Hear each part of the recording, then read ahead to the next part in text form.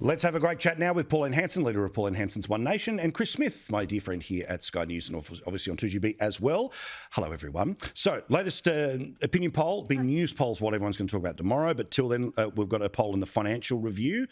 Weird methodology and guesswork and jump work about where undecideds are going and all the rest of it. But they say right now, 55-45, that it's going back towards Labor.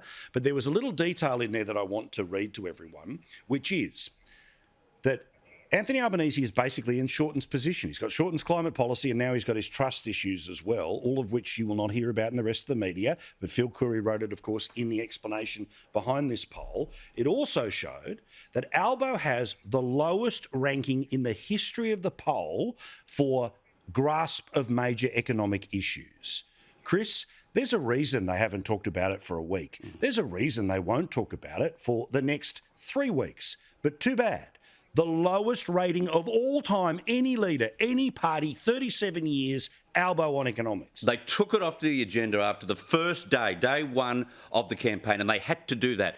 But now, Paul, and let's refer back to your opening editorial, this having 3 ministers stand in the place of Anthony Albanese and have 3 different versions of their carbon credit policy is not only a complete con on the electorate, especially those electorates with mining considerations and jobs. It's for everyone who pays a power bill. We now know there will be a carbon tax in vogue, and Chris Bowen has admitted it. That, to me, mate, you see, this AFR Ipsos poll was based on a collation of surveys, interviews done 4 days ago. That doesn't bring in what they just put us through 3 days ago. Yeah, great point. Great point. I mean, Pauline, I think it's a game changer. Do you, that there is an open admission here from Labor about the new way they'll bring in the same old price on carbon? Paul, yes. To people who understand what you're talking about, a lot of people out there wouldn't have a clue what you're talking about. They don't realise the impact it's going to have on industries and businesses. And the cost of electricity, with that escalating all the time, I've spoken to a lot of industries and manufacturing who are considering closing up shop and going overseas. That means a loss of jobs. If you put the carbon tax on top of that, which they're indicating for all mining industries, that will actually shut them down. That's what it's all about. It's about wanting them to pack up, shut down, leave the country. That is what they want at the end of the day. Albanese, led by his team of shadow ministers, they're all chasing their tails. They don't know what the policies are. They're trying to, fluff their way through it. And it tells you, if they get elected, they are going to be running this country. People have to really understand, is that really what you want? 100%. Have we got that grab of all the confusion and the back and forth and then the BS that we've answered the question? I'll roll it for you in a second. But honestly, Chris, I mean, again, I hope that the media is smart enough to see the policy inconsistency, to see the political inconsistency, and to see that the mask has fallen. But I'm not entirely sure. Look, there are some people I'll bet on, but most I won't. Well, the people who watch this show are many of the people who say they don't watch this show. You know that in the media, right? So a message to them, if you're on the trail tomorrow, do your job. Jonathan Lee can't do your job for you tomorrow because he's got COVID. He's at home. He ran down this track on Thursday, so well, so succinctly on this, that there will be a carbon tax. Richard Marles had no idea. Richard Marles is not a Defence Minister's bootlace. He should be running an art gallery in Bendigo, that bloke, fair income.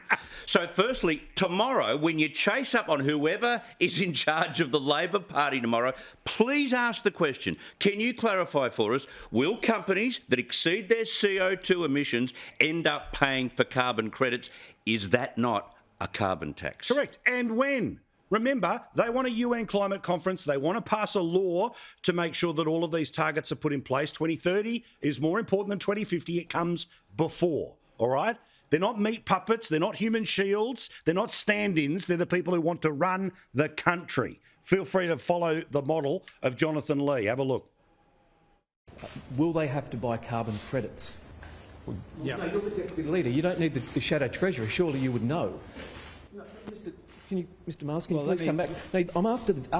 Let me answer it, John Owen, then I'm you're asking happy the to- Deputy Leader because Mr. Albanese isn't here.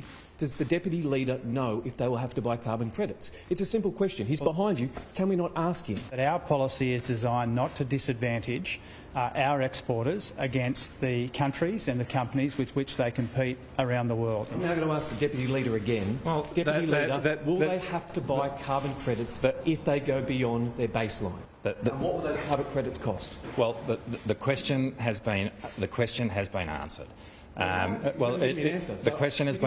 You can answer it again. The Will they have to buy carbon credits if they go beyond their baseline? Well, the question has been answered. This bloke, I'm going to show you all of his record later in the week. A deputy prime minister who sends his homework to China. Come off it. Now, the reality of a hung parliament, based off all of these polls, seems to be exactly where we are headed. Pauline, do you think that will change people's minds in the last couple of weeks of a campaign if they realise that we're going to end up with a hung parliament? That no, look, I'll vote one nation one, but I've got to pick a government two. Do you think that that's going to steal the mind? Because I've got a feeling that's going to be a big chat in the next 2 weeks. Well, a lot of people, the feeling is that they are fed up with the major political parties. That's why you got the polling that they are showing about 35% or even less than that for the major political parties. And you've got the minor parties and independents are actually polling quite well. People have this feeling, but then at the last minute, because they see the policies, there's inconsistencies, they're duped into lies that have been put out, especially Labor. I've never known another political party that will lie through their teeth to try and convince people why they should vote for them and not vote for the other parties. But the fact, Paul, is it does concern me. If it is a hung parliament, and I do have the balance of power in the Senate, because you do need to have a crossbench in the Senate that is there to look at the legislation. Otherwise, if you give it to the both houses to one government, whether it be Liberal or Labor, they will push policy through that you have no say in it whatsoever.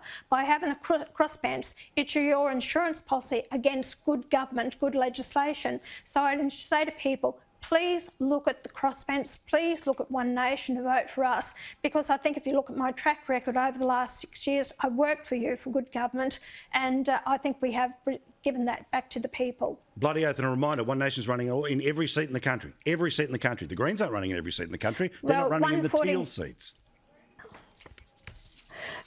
Paul, I must pull you up. I hate to say it, but we had problems with 2 seats, so it's out of 149 seats across the country. We had a couple of technicalities of the Still last more minute. than the Greens, because they're not running in 149 seats across the country. Correct. Still more than any of the fake Anyway, independent I had to be seats. honest. No, I appreciate it. That's why we love you.